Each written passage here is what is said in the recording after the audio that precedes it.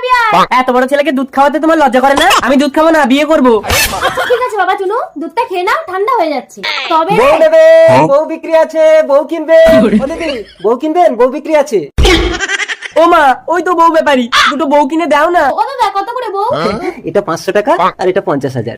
रुको जरा। কেন দুটোই তো মেয়ে, একটা 500 একটা 50,000 কেন?